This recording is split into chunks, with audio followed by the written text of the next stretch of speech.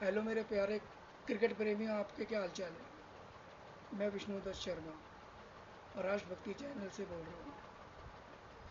मेरे प्यारे दोस्तों, जैसे आपने देखा कि वर्ल्ड कप का जो बुखार था वो सिर चढ़कर बोला पूरे वर्ल्ड में। जैसे कि मैं पहले भी बता चुका हूँ आपको। तो दोस्तों, राष्ट्रभक्ति का क्रिकेट कैसा होता है और एक फ्रेंचाइज क्रिकेट है। फ्रेंचाइज क्रिकेट और राष्ट्रभक्ति के क्रिकेट के अंदर कितना अंतर है, ये आपको पता चल गया होगा।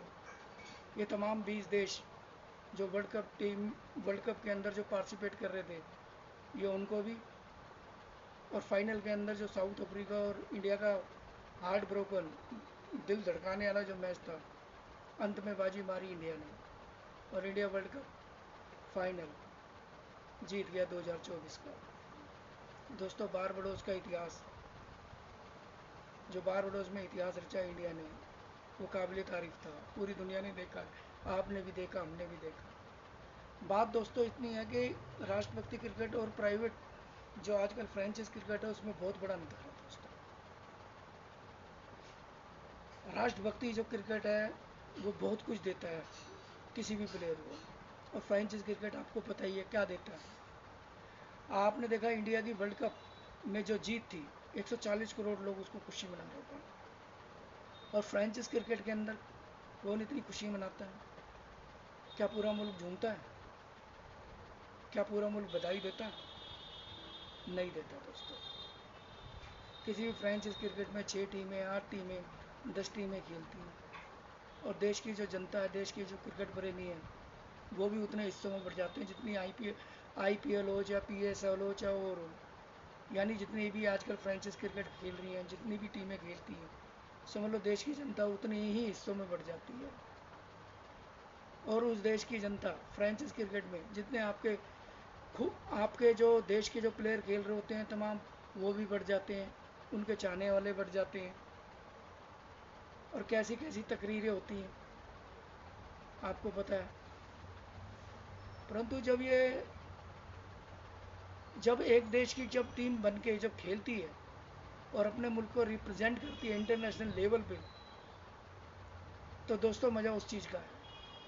वही फ्रेंचाइज क्रिकेट में बंटने वाले जो लोग हैं, वो राष्ट्र की तरफ से जो खेलने वाली टीम है उसके साथ जुड़ जाते हैं पूरे, और वो ताकत बन जाते हैं उस टीम में। यह आपने देखा होगा इंडिया और साउथ अफ्रीका के 2024 के फाइनल क्रिकेट मैच में। आईपीएल के मैच में 10 हिस्सों में टीम बंटने वाली, और 10 हिस्सों में जो क्रिकेट फैन फ्लोवर जो बढ़ जाते हैं। जब India cricket team world cup के फाइनल में खेलती है, तो यही लोग 140 करोड़ लोग जुड़ जाते हैं। उनकी दुआएं वो अपने देश की क्रिकेट टीम के सभी प्लेयरों के साथ जुड़ जाती हैं। और ये 140 करोड़ लोगों की दुआओं का ही कमाल है दोस्तों। जो हिंदुस्तान इंडिया ने 2024 का फाइनल, जो कि एक टाइम पे इंडिया के हाथ से बहुत दूर जा रहा था, सूर्य कुमार की यादव इतिहासकारी कैच थी। जिस तरीके से वो कैच पकड़ी, पूरे वर्ल्ड के अंदर उसकी चर्चा हो रही है। कुछ चंद लोगों ने तो कंट्रोवर्सीज भी करी थी उस कैच के ऊपर, परंतु उन्हें मुंह की खानी पड़ी, जैसे कि मैंने आपको बताया ही है। चलो दोस्तों, अब इस चीज़ से थोड़ा सा आगे बढ़ करके चलते हैं। अब एक हफ्ते के बाद, यानी 29 तारीख को वर्ल्ड कप फाइनल ख़त्म हुआ है। और ठीक ठीक जुलाई की 7 तारीख को बीसीसीआई एक नया दौरा, यानी बीसीसीआई एक 7 जुलाई को एक नया दौरा घोषित कर देती है। टी ट्वेंटी 5 मैचों की श्रृंखला, और वो होती है न्यूजीलैंड से। टीम इंडिया की यंग ब्रिगेड, बिल्कुल यंग ब्रिगेड टीम जो है, वो 7 जुलाई को जिम्बाब्वे के हरारे स्टेडियम में पहला मैच 7 तारीख को खेलती है। और 7 तारीख को जैसे खेलती है मैच, यंग टीम है, और यंग टीम जा करके वहाँ पर 100, यानी कि जिम्बाब्वे से पहला मैच हार जाती है। और ठीक उसके बाद में अभिषेक शर्मा एक बहुत ही ज़बरदस्त आक्रामक बल्लेबाजी करके, एक आतिशी बल्लेबाजी करके 47 गेंद पे 100 रन बना करके सबको हतप्रभ कर देते हैं। जहाँ से टी वर्ल्ड कप रुका था जहाँ से टी वर्ल्ड कप रुका था, वहीं से वो शुरुआत हो जाती है दोस्तों। आपने देखा, सभी ने देखा कि किस तरीके से दूसरे वनडे के अंदर, जिम्बाब्वे के दूसरे वनडे में जो 8 तारीख को ही खेला गया था, यानी जो 8 तारीख को T20 का 5 मैचों की श्रृंखला का जिम्बाब्वे से जो इंडिया खेल रही थी, वो दूसरे मैच के अंदर ही 234 रन बनाती है दोस्तों, 20 ओवर में। और उसमें अभिषेक शर्मा के 100 रन, 47 गेंदों पे 100 रन, इतनी ज़बरदस्त आक्रामक बल्लेबाजी करके और जिम्बाब्वे को वो मैच हरा देती है। बहुत से लोगों ने अभिषेक शर्मा के पहले ही डेब्यू मैच के अंदर जीरो होने पे बहुत सी कंट्रोवर्सीज करी कि भाई IPL के अंदर इतना बेहतरीन प्रदर्शन करने वाला ये प्लेयर और वो जीरो पे आउट हो गया। चलो कोई बात नहीं, यंग प्लेयर है, इंटरनेशनल डेब्यू किया था जिम्बाब्वे के खिलाफ 7 तारीख को पहले मैच में, 5 मैचों की श्रृंखला थी, कोई बात नहीं। अगले मैच में मेरे प्यारे क्रिकेट प्रेमियों, उन्होंने दिखा दिया अपना इंटेंट कि मैं क्या हूँ, और उसने ये भी दिखा दिया कि IPL के अंदर जो मैंने किया था वही मैं आगे बढ़ाऊंगा। और किस तरीके से बेहतरीन खेल खेलते उन्हें 47 गेंदों पे 100 रन, यानी कि 7 चौके और 8 छक्के, और 8 छक्के भी इतने ज़बरदस्त छक्के थे देखने वाले, इतना बेहतरीन। साथ में बात करें सर, साथ में क्रिकेट के प्रेमी में बात करें तो रिंकू सिंह की आतिशी बल्लेबाजी, जैसे कि रिंकू सिंह का नाम है, जैसे रिंकू सिंह का काम है, वही काम किया, उसी इंटेंट से बैटिंग करी उसने, यानी मात्र 22 गेंदों में 48 रन, 48, जिसमें 5 छक्के। और रिंकू सिंह को आप जानते ही हो कि T20 मैच का ज़बरदस्त खिलाड़ी है वो, उसको ज़्यादा गेंदें भी नहीं चाहिए होती, 20, 25, 30 गेंदों के अंदर ही वो सारा काम खराब कर देता है विरोधी टीम का। और वही काम उसने किया जिस काम के लिए वो जाना जाता है, जिस काम के लिए उसको टीम में रखा हुआ है। चलो ये वो मैच जीत जाती है इंडिया 234 रन कराने के बाद। आज 10 तारीख को आज तीसरा वनडे होता है, आज तीसरा T20 मैच होता है। उस T20 मैच के अंदर भी इंडिया टॉस जीत करके पहले बल्लेबाजी करती है और 183 रन बनाती है। परंतु यहाँ पे एक जो टीम को खिलाया जाता है उसमें 3 प्लेयर एक नए ऐड होते हैं, उसमें शिवम दुबे आ जाता है, उसमें संजू सैमसन आ जाता है, और उसमें यशस्वी जायसवाल आ जाते हैं। ये 3 प्लेयर, सच मानो तो मेरे क्रिकेट प्रेमी, सच मानो तो इन 3 प्लेयरों की कोई आवश्यकता नहीं थी। जो सिलेक्टरों ने जो टीम 5 दिवसीय मैचों के लिए T20 5 T20 मैचों के लिए जो टीम भेजी थी, वो बहुत ही बेहतरीन टीम थी, अपने आप में बहुत ही बेहतरीन टीम थी। हालांकि पहला मैच वो हार गए, 102 रन ही बनाए, 116 रन बनाने थे, 13 रन से वो पहला T20 मैच हार गए। ये सच है कि वो हार गए, क्योंकि जिम्बाब्वे एक ऐसी टीम है जिसने अपने टाइम के अंदर वर्ल्ड की सभी टीमों को हराया हुआ है, और वो जिम्बाब्वे का ग्राउंड, हरारे ग्राउंड, इतिहासकारी ग्राउंड है। और आप यकीन मानो कि उस ग्राउंड के ऊपर 120, 25, 30 रन बनाने के बाद में वहाँ पे जिम्बाब्वे इतनी आक्रामक और इतनी डेंजरस हो जाती है कि उनसे 120, 25 रन भी बनाना उनके सामने इतना आसान नहीं होता।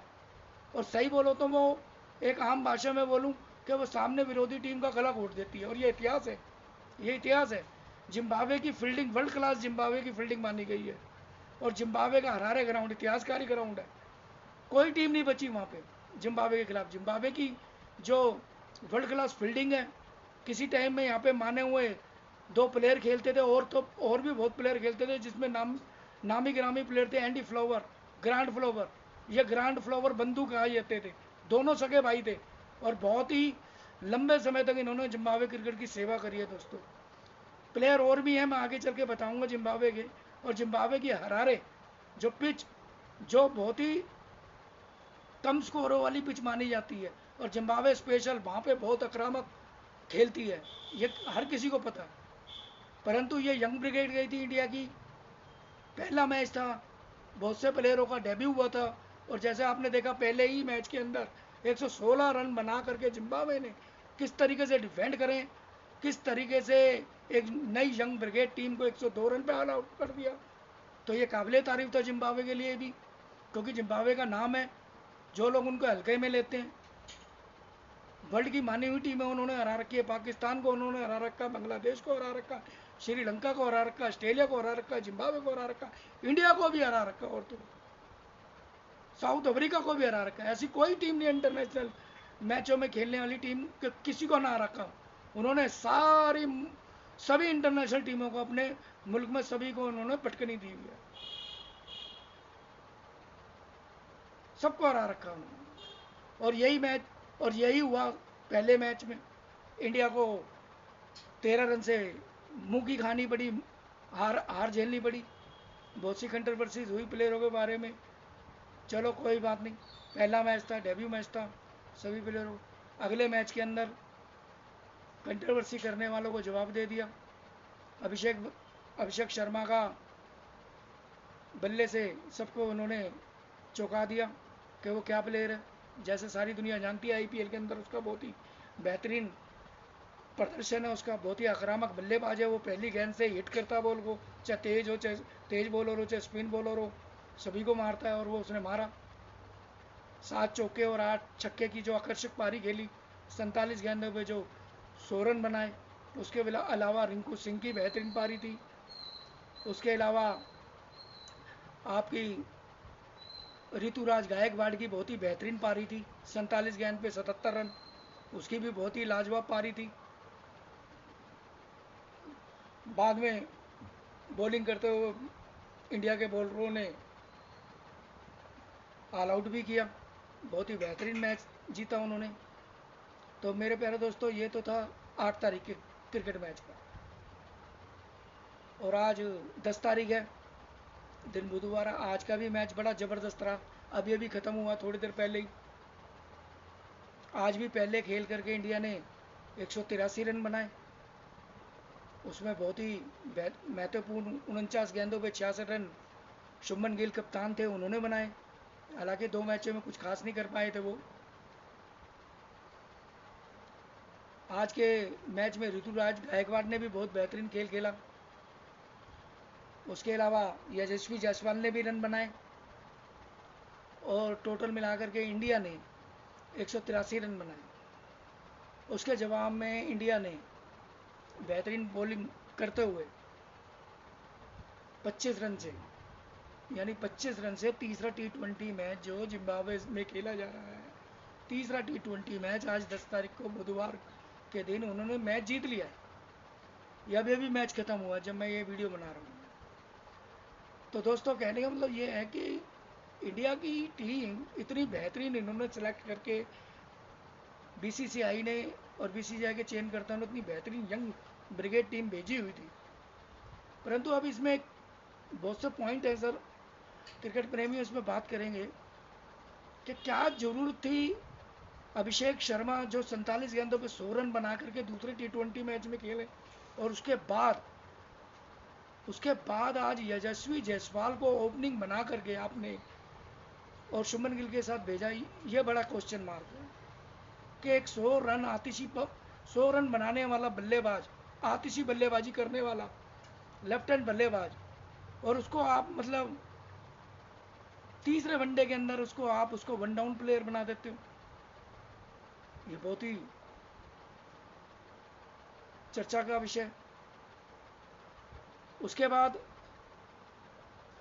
49 गेंद पे 66 रन की पारी शुभमन गिल की, उसको भी कोई ज़्यादा अच्छी पारी नहीं कहा जाएगा। हालांकि 49 गेंद पे 66 रन बनाए उन्होंने, परंतु पहले 2 मैचों के अंदर वो स्ट्रगल करते दिखाई दिए, और इस मैच में वो फॉर्म ढूंढ रहे थे।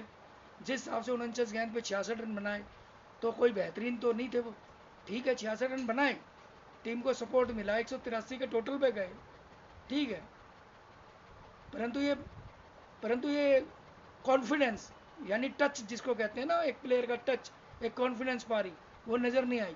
बीच के अंदर वो संघर्ष करते नजर आए, तेज बॉलरों पे संघर्ष करते आए, स्पिनरों पे भी संघर्ष करते आए। वो इंटेंट नज़र नहीं आ रहा था। 66 रन तो बनाए, 66 रन बनाए 49 के अंदर, नो डाउट, परंतु वो इंटेंट वाली पारी नहीं थी दोस्तों। और टीम सिलेक्शन के ऊपर भी क्वेश्चन मार्क है। वीवीआर लक्ष्मण यहाँ के नए कोच बन के गए हुए हैं, इनके भी कोचिंग के ऊपर थोड़ा क्वेश्चन मार्क है।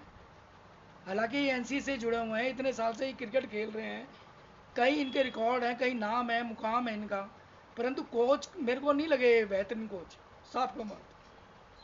आज इन्होंने यानी जो ओपनिंग पेयर था अपना, अभिषेक शर्मा को आज वनडा ओपनिंग ना करा करके इन्होंने उसकी जो पिछली पारी का जो इंटेंट था, जो कॉन्फिडेंस था, वो लूज कर दिया। और आज वो वन डाउन आए, इतने रन नहीं बना पाए, जल्दी आउट हो गए, सबने देखा। ये लय यानी ये जो लय छूट जाती है ना किसी प्लेयर की, जो लय छूट जाती है तो ये उसी का ही नतीजा था। आज वो जल्दी आउट हो गए।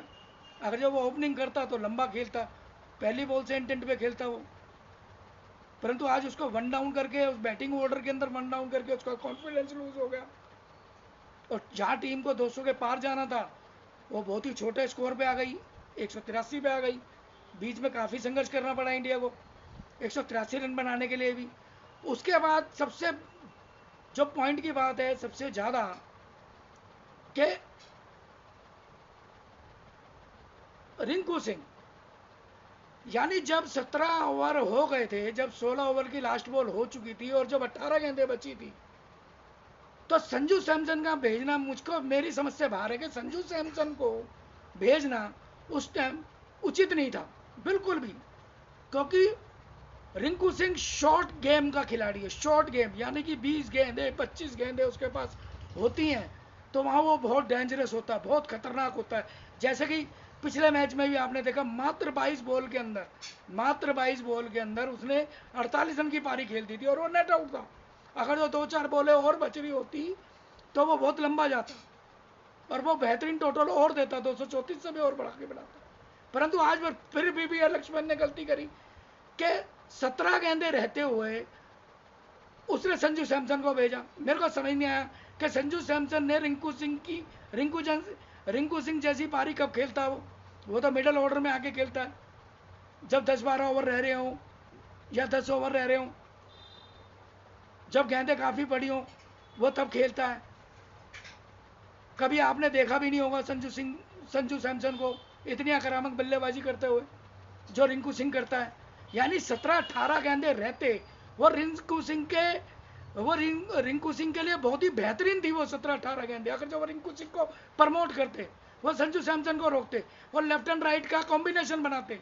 उन्होंने दोनों सीधे बल्लेबाज भेज दिए, एक तरफ ऋतुराज गायकवाड़ और एक तरफ वो संजू सैमसन।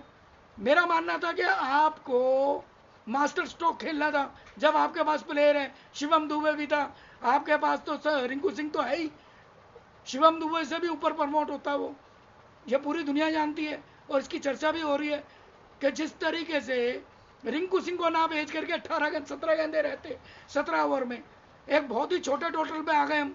अगर जो यही रिंकू सिंह को हम प्रमोट करते तो यही स्कोर 200 के पार जा रहा था। रिंकू सिंह को आप जानते हो, वह 17-18 गेंदों के अंदर ही वह जमीन से खोद करके चौके छक्के मारता है और ये पूरी दुनिया जानती है उसको, उसकी आक्रामक शैली को, जिस तरीके की वो आतिशी बल्लेबाजी करता है। पिछले मैच के अंदर ही 5 गेंदों में उसने 48 रन कर दिया, पूरी दुनिया को हतप्रभ करा जैसे कि उसका गेम है। और जैसे मैं कहता हूँ सूर्य कुमार यादव, जैसे रिंकू सिंह, ये 20-25-30 गेंदों के प्लेयर हैं। ये लास्ट के इनको T20 में यदि 25-30-35 गेंदें मिल जाए तो ये काम खराब कर देती है सामने वाली टीम का, ये सामने वाली टीम का काम खराब कर देते हैं। ये दो ऐसे आक्रामक बल्लेबाज हैं हिंदुस्तान इंडिया के, रिंकू सिंह और सूर्य कुमार यादव। ये 20-25-30 गेंदों का ही खिलाड़ी है। ये इतनी गेंदों के अंदर ही काम कर देते हैं, 250-250 रन की एवरेज से बनाते हैं और अपनी टीम को मजबूती देते हैं, बेहतरीन टोटल बना के दे देते हैं। नो डाउट ये दो खिलाड़ी एक ऐसे खिलाड़ी T20 के स्पेशलिस्ट हैं कि इनको 20-22-25-30 गेंदें ही चाहिए, ज़्यादा गेंदें चाहिए ही नहीं इन्हें। ये उसी के अंदर काम तमाम कर देते हैं विरोधी टीम का, चाहे बॉलर कैसा भी हो, चाहे 140 वाली स्पीड का हो, 150 की स्पीड का हो, चाहे कितनी इन स्विंग फेंकने वाला हो, कितनी आउट स्विंग, कितनी जोरकर, यह खोद के मारने वाले प्लेयर हैं। रिंकू सिंह, सूर्य कुमार यादव, और आप जानते भी हैं, आईपीएल में देख लो इनको आप, चाहे इनको T20 में देख लो, बेहतरीन खेल प्रदर्शन है इनका, जबरदस्त खेल प्रदर्शन है इनका। बहुत ही आक्रामक बल्लेबाजी करते हैं। जब 20-25 गेंदें इनके सामने पड़ी हों तो ये काम, सामने वाली विरोधी टीम का काम तमाम कर देते हैं, चाहे बॉलर कैसा भी हो, 125 की स्पीड वाला, 150 की स्पीड वाला, 145 की स्पीड वाला हो, ये देखते नहीं है। फिर ये गेंदे बाउंड्रियों के भारी पुछाते हैं। फिर ये तो आप भी जानते हैं, हम भी जानते हैं, सारे जानते हैं। सबसे बड़ी तो VVS लक्ष्मण की जो कोचिंग और जो हेड कोच है, तो मेरे को लगता है कि वो हेड कोचिंग के इतने एक्सपीरियंस मैन नहीं है, ना ही तो वो पिच का असेसमेंट कर पा रहे, जबकि उनको पता है कि हरारे जिम्बाब्वे की पिच कैसी खेलती है और वहाँ की टीम कैसी खेलती है, और वहाँ की जो टीम का जो फील्डिंग प्रदर्शन है वो विश्व यानी विश्व स्तरीय है।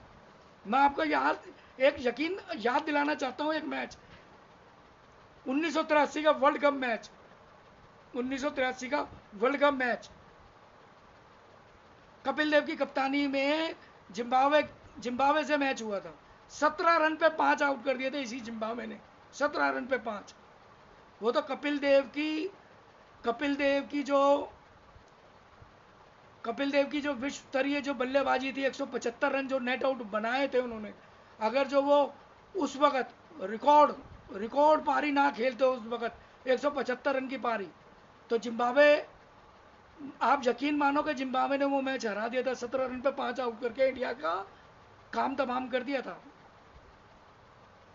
आप यकीन मानो, जिम्बाब्वे वो टीम है, जैसे मैं पहले कह चुका कि उन्होंने वर्ल्ड क्रिकेट खेलने वाली सारी टीमों को हराया, सारी टीमों को। और इनके 2 प्लेयर मेरे को अच्छी तरह याद है, ग्रांट फ्लावर, रैंडी फ्लावर। ये माने हुए दोनों भाई, सगे भाई थे, जो जिम्बाब्वे से क्रिकेट खेलते थे। इनको फ्लावर बंधु कहा जाता था, और ये माने हुए फील्डर भी थे, और माने हुए बल्लेबाज भी थे, और लेफ्ट आर्म लेग स्पिनर भी थे। और उस वक्त की इनकी टीम, उस वक्त जिम्बाब्वे की टीम, जब बंधु, गुलाब, एंडी फ्लावर, ग्रांट फ्लावर खेलते थे, ये 95-90 के दशक में इन्होंने अभी छोड़ा है क्रिकेट, तो जब ये खेलते थे तो इनकी टीम की जो फील्डिंग थी वो वर्ल्ड क्लास फील्डिंग थी। ये फील्डिंग के दम पे जीतते थे, और छोटे टोटल में जीतते थे, 120, 25, 30, 35, विरोधी टीम का घुटने टिका देते थे, हरा देते थे उनको। यानी इतनी जबरदस्त टीम है जिम्बाब्वे की, आप रिकॉर्ड देख लेना इनके। परंतु इंडिया की यंग ब्रिगेड है, बिल्कुल यंग ब्रिगेड है, नए लड़के हैं, सब बेसिक क्रिकेट से आए हुए हैं, हिंदुस्तान की बेसिक क्रिकेट से आए हैं। रणजी ट्रॉफी क्रिकेट खेली है इन्होंने, अंडर 15, अंडर 17, अंडर 19 खेली है इन्होंने, रणजी ट्रॉफी खेली है, दिलीप ट्रॉफी खेली है इन्होंने, हिंदुस्तान की बेसिक क्रिकेट, देवधर ट्रॉफी खेली है, मुश्ताक अली T20 ट्रॉफी खेली है इन्होंने। उसके बाद ये आईपीएल में गए हैं, आईपीएल में इन्होंने बेहतरीन प्रदर्शन किया है। उसके बाद ये इंटरनेशनल, इंडिया की तरफ से इंटरनेशनल T20 खेल रहे हैं प्लेयर, यानी तब के आए हैं, तपे वो क्रिकेट खिलाड़ी हैं ये। हिंदुस्तान के जो जिम्बाब्वे से खेलने गई जो टीम है, ये यंग ब्रिगेड है, ये तपी हुई टीम है। प्रगति दुर्भाग्यवंश इनको नहीं पिसती, जिम्बाब्वे की कंडीशन नहीं थी, उछाल भरी पिच थी। तो पहला मैच था, होता है ऐसा किसी भी टीम के साथ में, वो इनके साथ हुआ। चलो, उसके बाद इन्होंने अगला जो इंटेंट दिखाया वो जिम्बाब्वे को भी समझ में आ गया और क्रिकेट फैंस को भी समझ में आ गया। यानी पहले मैच के बाद तो कंट्रोवर्सी बहुत हुई, चलो यंग ब्रिगेड है, सब जानते थे, पूरी 140 करोड़ ने हौसला अफजाई करी है इनकी।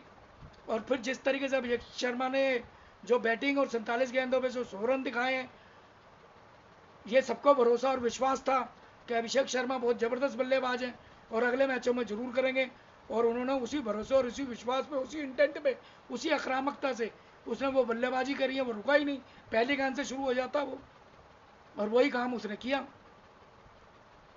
तो ढेर सारी बधाई हो भाई अभिषेक शर्मा को, और पूरा देश उसको बधाई दे रहा है, बधाई के पात्र भी हैं, पड़ोसी देश भी दे रहे हैं और देश भी दे रहे हैं जो देख रहे थे मैच, और वो जानते भी हैं कैसे प्लेयर हैं। बात करता हूं फिर दोबारा कि VVS लक्ष्मण की कोचिंग की।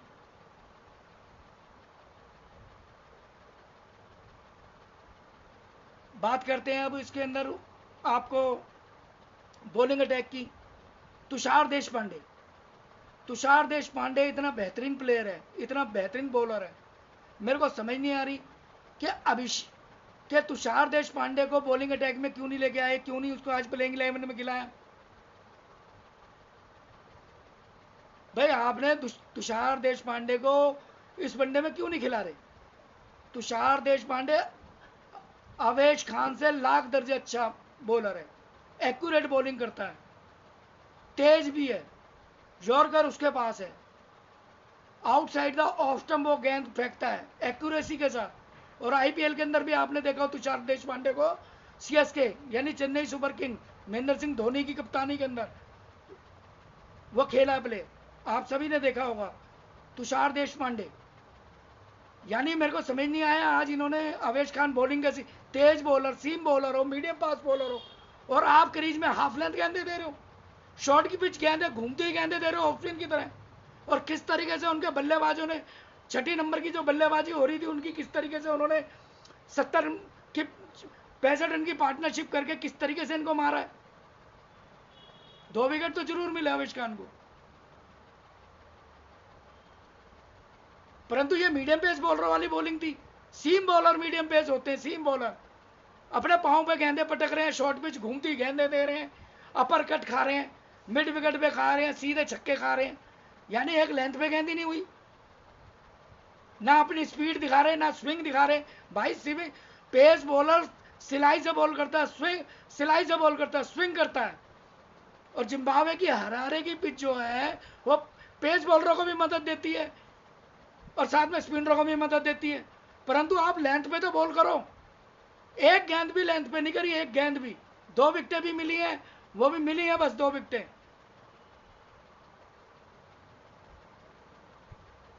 सीम बॉलर का मतलब क्या है, फास्ट बॉलर का? क्या आप ऑफ स्पिन बॉल फेंकोगे घूम करके पिच पे आगे और अपने पांव पे पटकोगे और मनचाहे तरीके से फेंकोगे?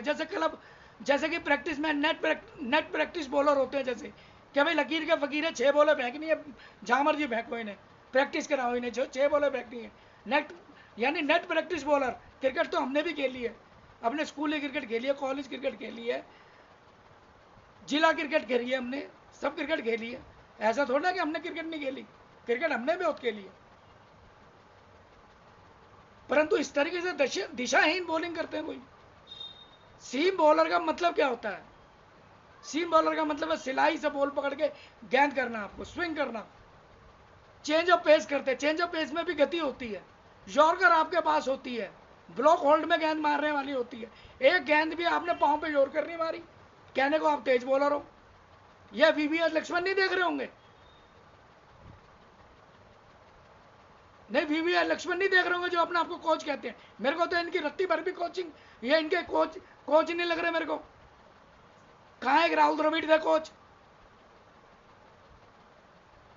अभी हिंदुस्तान की टीम को वर्ल्ड कप दिलवा के गए हैं वो, पिछले 3 साल से वो कोच थे उनके, और उनकी कप्तानी में हमने उनकी कप्तानी में एशिया कप हमने जीता, उसमें वर्ल्ड टेस्ट चैंपियनशिप के अंदर हम उपविजेता रहे, दुर्भाग्यवश हार गए ऑस्ट्रेलिया से टेस्ट मैच भी।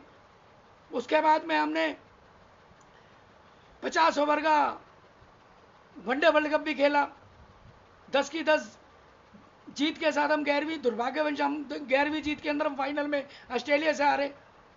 बेहतरीन प्रदर्शन राहुल द्रविड़ की कोचिंग के अंदर रहा।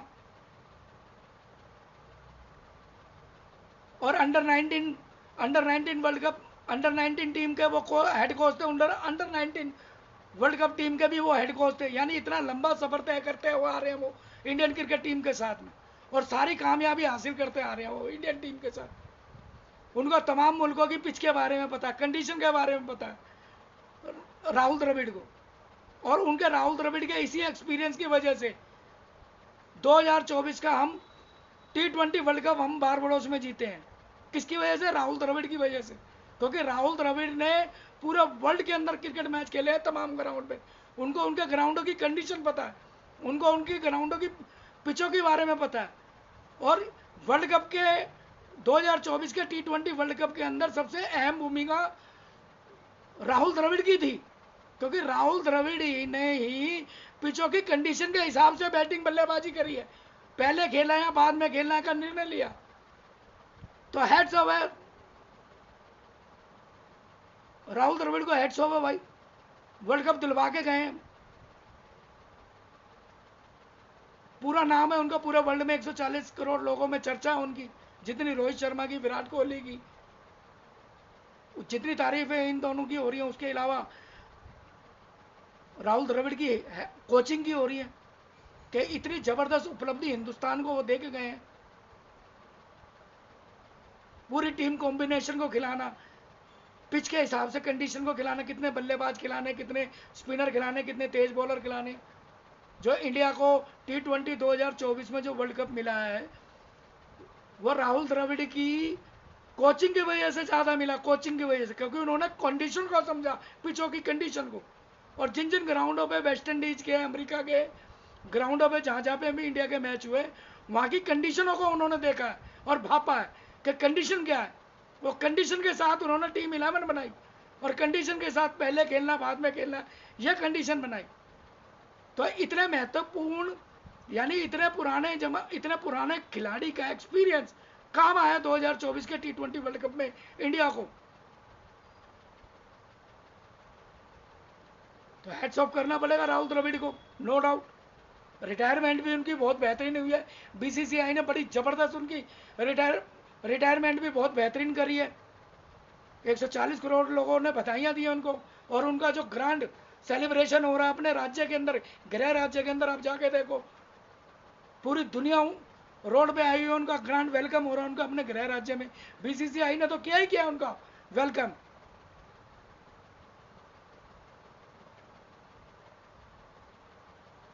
तो 2024 का T20 वर्ल्ड कप जिताने के अंदर, वर्ल्ड टेस्ट चैंपियनशिप के अंदर, 50 ओवर के वनडे वर्ल्ड कप के अंदर, उससे पहले जो बायलैटरल सीरीज के अंदर उनका बेहतरीन कोचिंग रही है, बेहतरीन कोचिंग। उनकी कोचिंग के अंदर हम सबसे ज्यादा सक्सेस प्राप्त करी है। और रोहित शर्मा और राहुल द्रविड़ का जो ट्यूनिंग था वो बहुत ही बेहतरीन रही। उन्होंने जो टीम सिलेक्शन करा, बहुत ही लाजवाब सिलेक्शन करा, टीम सिलेक्शन। तो भाई वीवीएल लक्ष्मण, आप बहुत पीछे हो। आपको कोचिंग के अंदर ठीक है, बना दिया बीसीसीआई ने कोच आपको, ठीक है, परंतु कोचिंग के अंदर आपका एक्सपीरियंस बहुत छोटा है राहुल द्रविड़ के मुकाबले। खेले तो आप भी बहुत अच्छी क्रिकेट हो हिंदुस्तान के साथ, टेस्ट मैच भी खेले हो, वनडे भी खेले हो।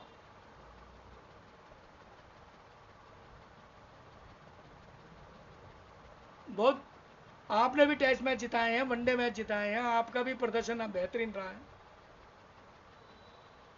परंतु कोचिंग के मामले के अंदर आपका एक्सपीरियंस बहुत छोटा नजर आ रहा है। कहने का मतलब ये, आप पहली बात तो बीसीसीआई को ये 3 प्लेयर भेजने की कोई जरूरत ही नहीं थी। यह जो टीम थी वो टीम ठीक थी, इसका बैटिंग ऑर्डर भी ठीक था। उसके बाद आपने सारा अपसेट कर दिया, आज बैटिंग ऑर्डर ही अपसेट कर दिया। अभिषेक शर्मा 100 रन बनाने वाला बल्लेबाज, तीसरे नंबर पे भेज के उसकी फॉर्म ही खराब कर दिया आपने। दूसरे मैच के अंदर 234 टोटल था, आज 183 का संघर्ष करते दिखाई दिए हम। रिंकू सिंह को आपने सही टाइम पे नहीं भेजा, प्रमोट नहीं करा। वहां पे संजू सैमसन को आप भेज देते हो, 18 गेंद रहते हो, वहीं 18 गेंद रहते रिंकू सिंह को भेजते तो कम से कम 40 45 50 के करीब रन लेके जाता, और इंडिया का टोटल 200 या 200 से ज्यादा ही होता। ना आपने बैटिंग में प्रमोट करा। अब आपने अभी यशस्वी जायसवाल को बुलाया, शिवम दुबे को बुलाया, संजू सैमसन को बुलाया।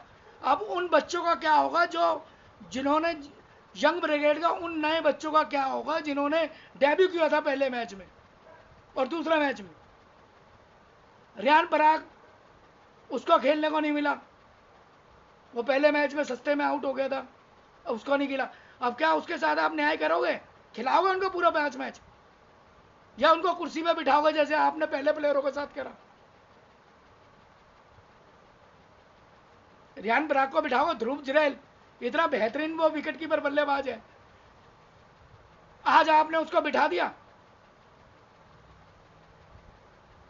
संजू सैमसन आपको बहुत बड़ा नजर आया, शिवम दुबे आपको बहुत अच्छा ऑलराउंडर समझ में आया, पूरा बैटिंग ऑर्डर अपसेट कर दिया आपने। जबकि जबकि टीम 11 जो पहले वाली थी यंग ब्रिगेड, वो बिल्कुल बेहतरीन यंग ब्रिगेड थी। माना कि पहला T20 हार गए, परंतु उसके बाद जो इंटेंट दिया उन्होंने, वो समझ गए पिच को, मिजाज को, कि पिच का पेस क्या है, किस तरीके से बल्लेबाजी करनी है उछाल भरी पिचों पे। उन्होंने वो सेकंड वनडे में ही दिखा दिया था, उन्होंने T20 में ही दिखा दिया था उन्होंने। उसके बाद आज तीसरा T20 भी खेले, इतना खराब तो नहीं खेले, परंतु संघर्ष में खेले, संघर्ष में। शुभमन गिल आज तीसरे मैच में भी संघर्ष कर रहा, संघर्ष। बहुत से ऐसे चांस आए हैं उसके, जो उसके आगे उसकी कैचे पकड़ी जाती मगर वो छूट गई, मन नहीं पकड़ पाए। उनका शुभमन गिल का एक सबसे बड़ी दिक्कत परेशानी यह है कि उसका डिफेंस नहीं है, सॉलिड डिफेंस नहीं है। डिफेंस का मतलब होता है, हिंदी में शुद्ध बोलूं, सुरक्षात्मक शॉट। शुद्ध हिंदी में बोलूं तो डिफेंस को, तो सुरक्षात्मक शॉट होता है डिफेंस। यानी जिस प्लेयर का डिफेंस ही नहीं है क्रिकेट के अंदर, चाहे टेस्ट मैच हो, T20 चाहे वनडे, जिस प्लेयर का डिफेंस नहीं है वो क्रिकेट नहीं खेल सकता भाई। जिस बल्लेबाज गेंद को ही नहीं रोक सकता, विकेट में आती गेंद को, वो संघर्ष कर रहा है, उसका डिफेंस ही प्रॉपर नहीं है, उसका बल्ला ही स्लिप की तरफ से आता है, उसका बल्ला ही स्लिप की तरफ से आता है। वो पैड और बैट के अंदर इतना गैप बन जाता है कि गेंद बीच में से घुस जाती है, उसका डिफेंस ही नहीं है, वो डिफेंस से मार खा रहा है, उसका डिफेंस सॉलिड नहीं है। क्रिकेट की तकनीक के हिसाब से, क्रिकेट की टेक्निक के हिसाब से बैट एंड पैड, सीधा बल्ला आना चाहिए पीछे से, उसका स्लिप की तरफ से बल्ला आता है, और जब तक बल्ला आता है स्लिप तक पैड के साथ, पैड के पास, जब तक गेंद बैट और पैड के बीच में से निकल जाती है, किल्ली में लग जाती है, बोल्ड हो जाते हो, या LPW, क्योंकि पाँव बीच में रख के खेलते हैं वो प्लेयर। आप देख लो उसका स्टैक उठा करके, और एक नहीं वो कई अनेकों मैच में इस तरीके से आउट हुआ, आज भी वो संघर्ष कर रहा है।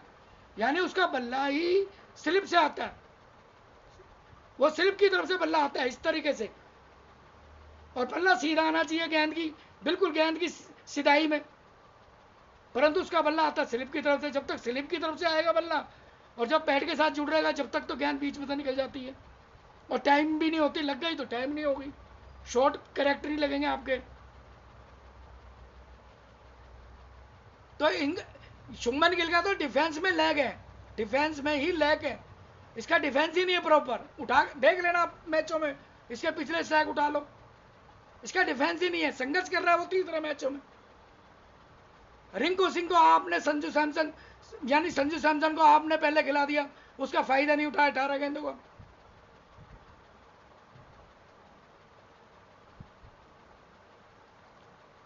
भाई रिंकू सिंह को ये मान के चलो कि रिंकू सिंह को 25-30 गेंदें चाहिए। उसको जब 25-30 गेंदें हो, कोई प्लेयर आउट हो 25-30 गेंदों के रहते हुए, तो उसको भेज दो, उसको भेज दो।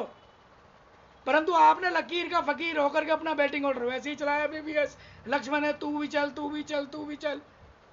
क्या करा संजू सैमसन ने भाई, क्या करा संजू सैमसन ने, मैं पूछ रहा हूं, क्या करा भाई संजू सैमसन ने? जितनी गेंदें उसने 10-11 गेंदें खेली, इतनी अगर जो रिंकू सिंह के पल्ले पड़ जाती तो जान तो क्या करता वो, इन्हीं 10-11 गेंदों पे, 8-9-10 गेंदों के अंदर ही वो 25-30 रन ठोक देता।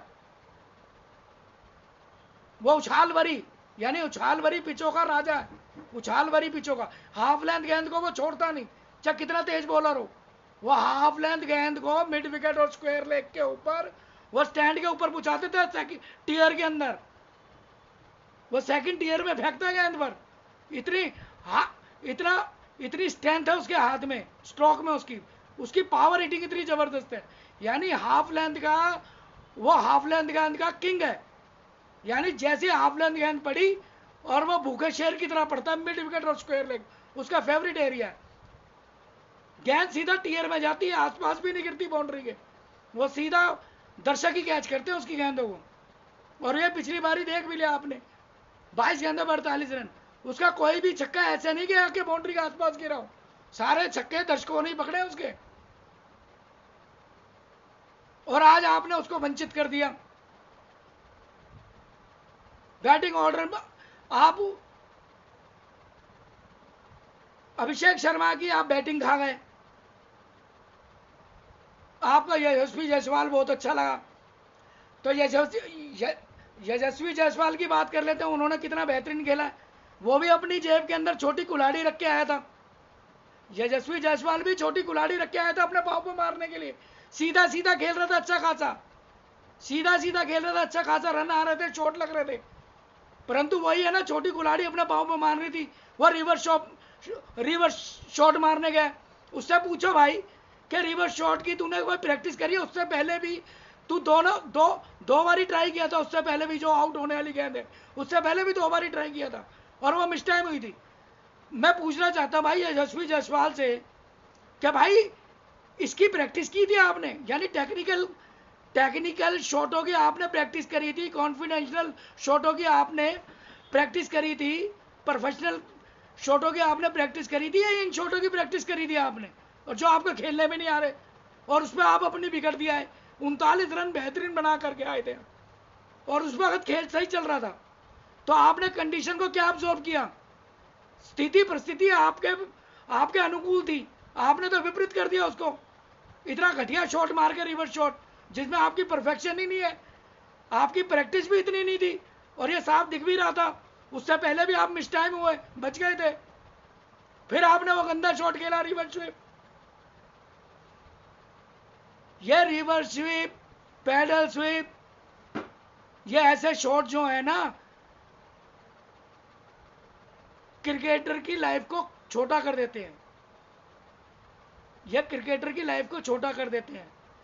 ये क्रिकेट मैच, ये शॉट जो रिवर्स स्वीप, पैडल स्वीप, ये शॉट मैच नहीं जिताते। मैच अगर जो ये जीता जाता, उदाहरण अगर जो आपको मैं बताऊं, ये रिवर्स स्वीप और पैडल स्वीप के चक्कर में मैं बताऊं आपको जीता जागता उदाहरण एक, तो ऐसा ही पैडल स्वीप 2007 के T20 वर्ल्ड कप के अंदर मिसबाह उलग ने खेला था।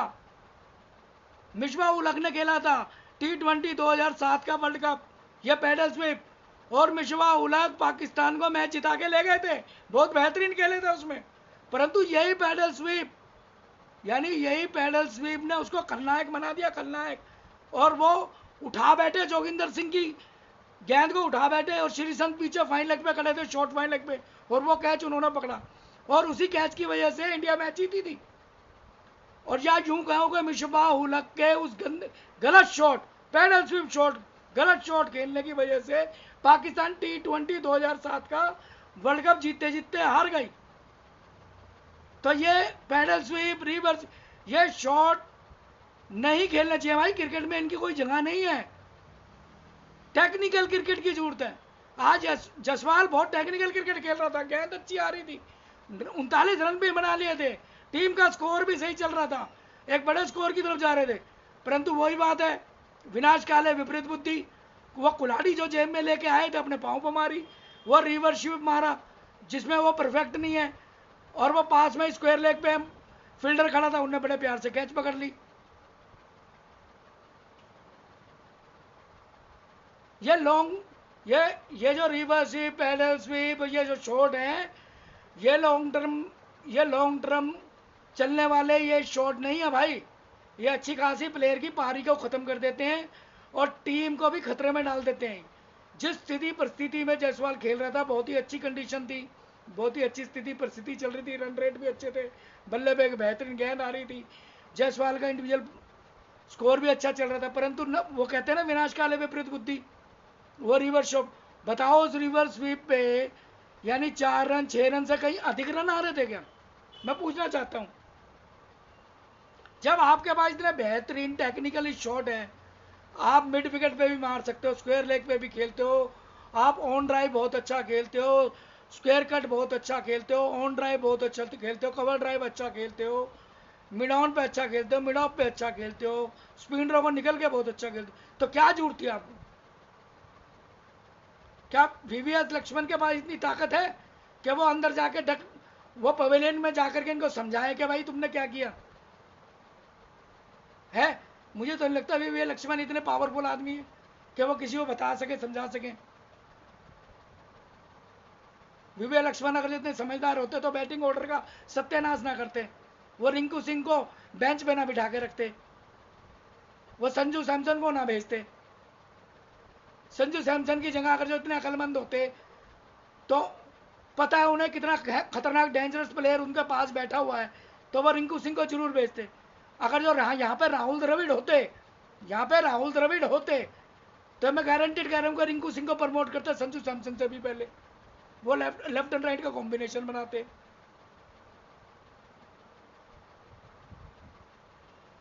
वो अभिषेक शर्मा को वो ओपनिंग ही कराते, चाहे भले ही 3 प्लेयर नए आए थे इंडिया के अंदर, भले ही 3 प्लेयर आए थे।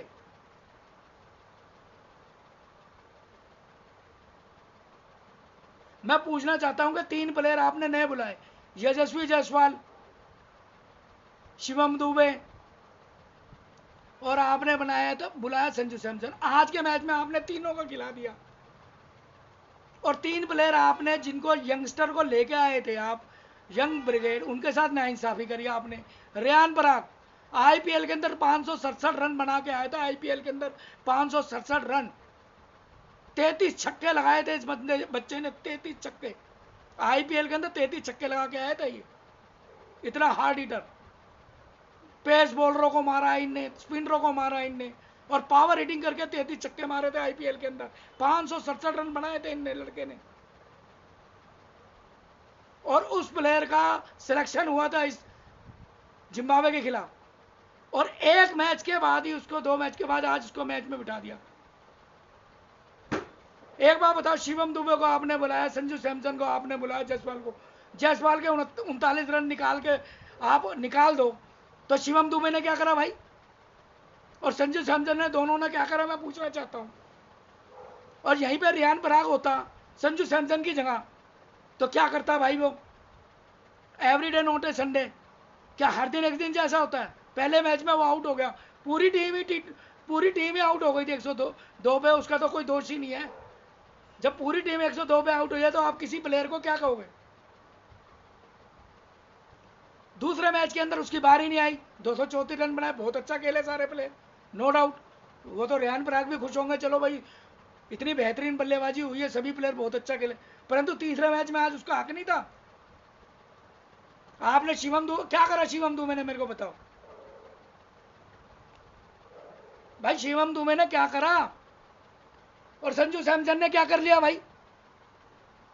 रिंकू सिंह जैसा खिलाड़ी को आपने बाहर बिठा रखा है, और संजू सैमसन को आप प्रमोट करो। संजू सैमसन की मतलब, संजू सैमसन की इतनी आतिशबाजी, इतनी जबरदस्त आतिशबाजी करता है वो, रिंकू सिंह से भी बढ़िया। क्या उसका स्ट्राइक रेट रिंकू सिंह से भी ज्यादा है। मैं पूछना चाह रहा हूं, T20 में 50 ओवर के वनडे नहीं, T20 में जो आज था, नहीं इतना बड़ा प्लेयर था संजू सैमसन, रिंकू सिंह से भी।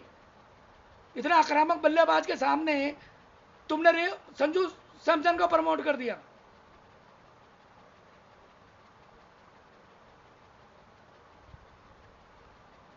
कम से कम तो भाई, क्रिकेट प्रेमियों, मेरा मानना ये है कि VVS लक्ष्मण जो है ये बढ़िया कोच नहीं है दोस्तों। ये यंगस्टर के साथ इन्होंने बड़ी नाइंसाफी करी है। ध्रुव जुरैल इतना बेहतरीन वो आईपीएल के अंदर प्रदर्शन करके आया है, रेयान पराग इतना बेहतरीन प्रदर्शन करके आया, क्या बिगाड़ा भाई।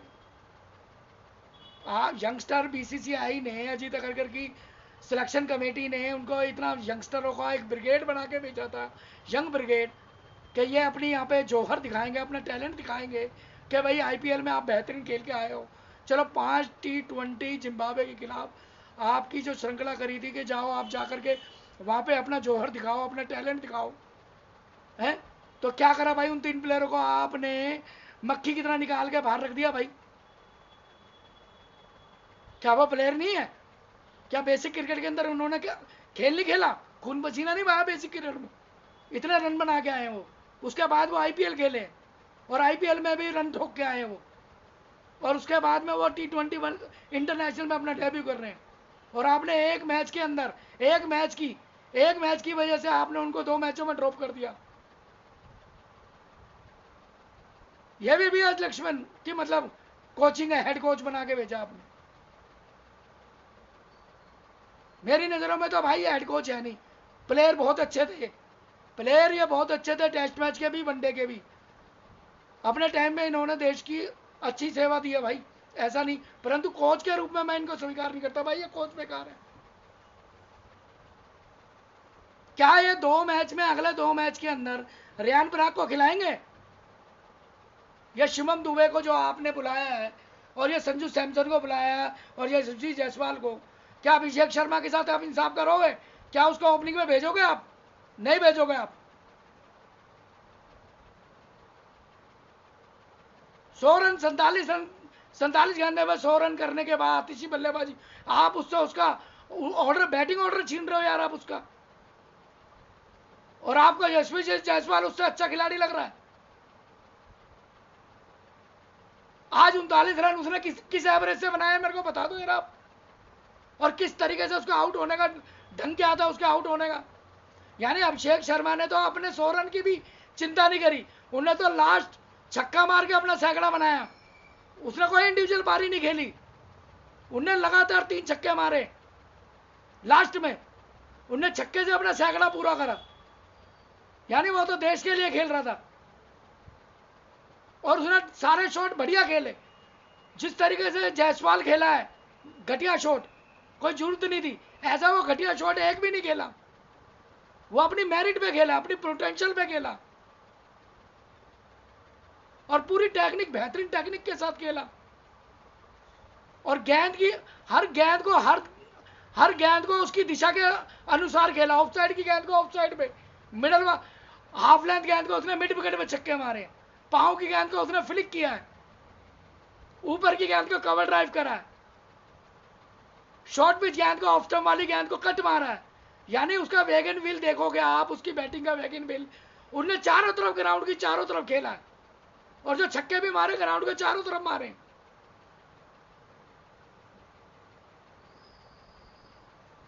यानी उसके जो बैटिंग के रिफ्लेक्सेस हैं, जो उसका हैंड ऑफ कोऑर्डिनेटर है, और जो उसका फ्लो चलता है, और जो उसके रिफ्लेक्सेस हैं, इतने पावरफुल रिफ्लेक्सेस हैं, एक लेफ्ट आर्म बल्लेबाज के जैसे होते हैं। यानी वो इतना पावर हिटिंग करता है मिडल पे गेंद को लाके, और वो हिट करता है, और बिल्कुल कॉन्फिडेंस के साथ वो ग्राउंड के बाहर जाती है। यानी उसका कॉन्फिडेंस देखो आप, इतना बेहतरीन कॉन्फिडेंस लेवल पे खेल रहा था वो। यानी पहले मैच में 0 पे आउट हुआ, अगले मैच में फिर उतना इनिंग शुरू करी, वहीं से शुरू करी, और फिर छक्का मार के उसने अपना खाता खोला, और बताया बोल रहा होगा कि भाई मैं ऐसे खेलता हूँ, कोई बात नहीं, मैं पहले मैच में आउट हो गया, डोंट वेरी।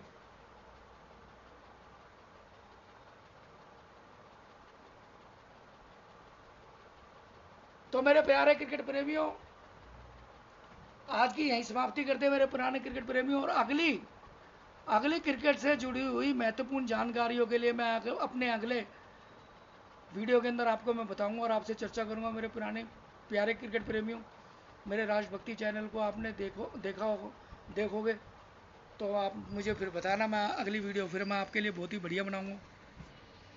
धन्यवाद, थैंक यू।